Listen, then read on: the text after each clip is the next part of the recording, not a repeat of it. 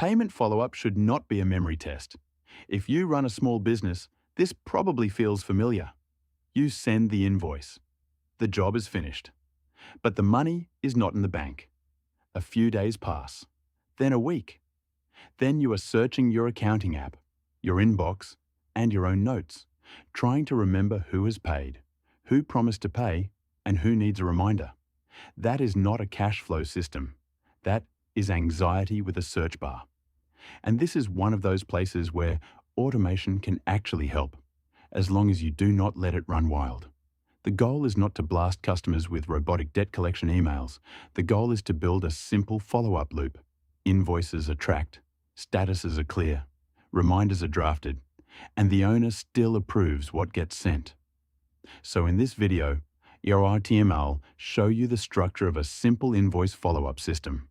Not accounting advice, not a complicated finance platform, just a practical workflow a small business can understand. Here is the loop.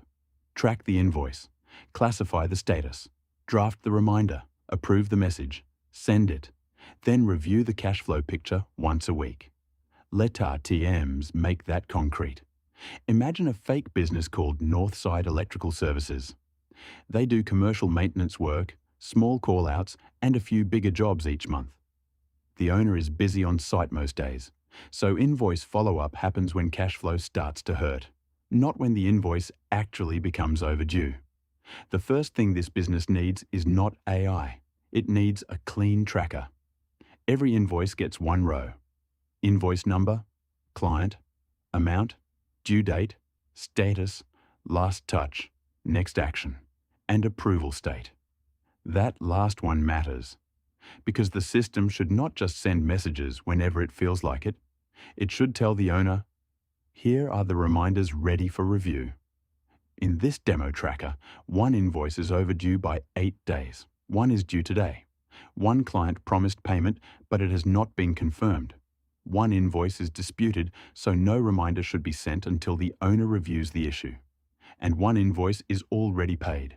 That is already better than inbox search, because now the business is not asking, who do I need to chase? The tracker is answering it. Next, the system classifies each invoice, not due, due soon, overdue, promised payment, disputed, paid.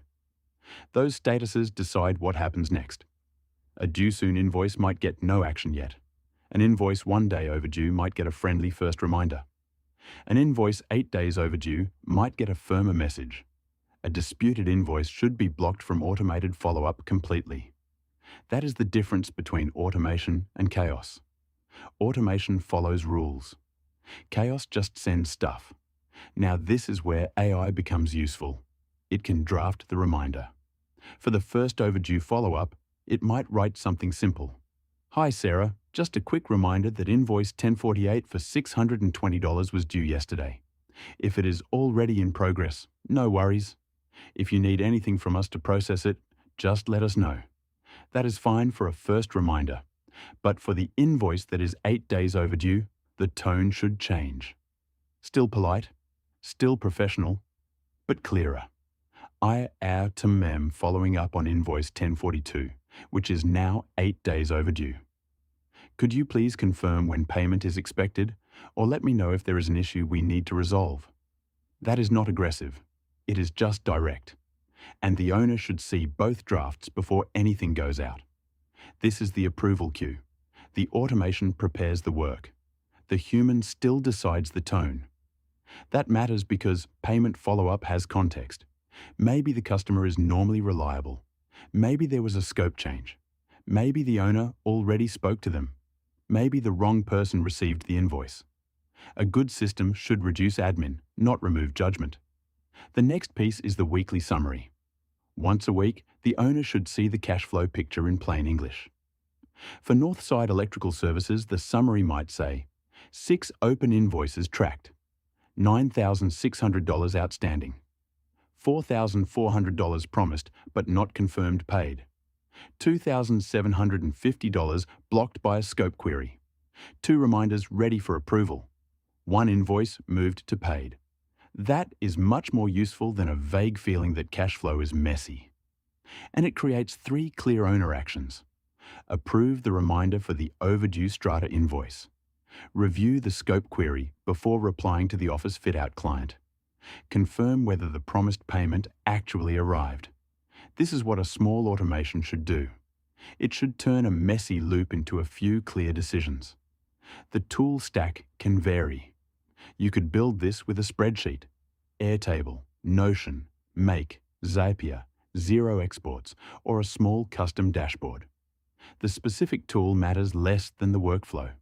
You need one place to see invoice state, a rule for what counts as overdue, a safe way to draft reminders, an approval step before anything client-facing is sent, and a weekly review so the owner is not surprised by cash flow. If you skip the approval step, you risk sounding robotic.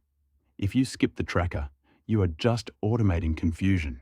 And if you skip the weekly summary, the owner still has to mentally rebuild the whole situation every time they check cash flow. So the practical starting point is simple. Before you automate invoice chasing, write down the statuses. Not due, due soon, overdue, promised, disputed, paid. Then decide what should happen at each stage. No action, friendly reminder, firm reminder, manual review, mark complete. That is the system. AI can help write the words. Automation can help move the reminders into a queue. But the business owner still owns the relationship.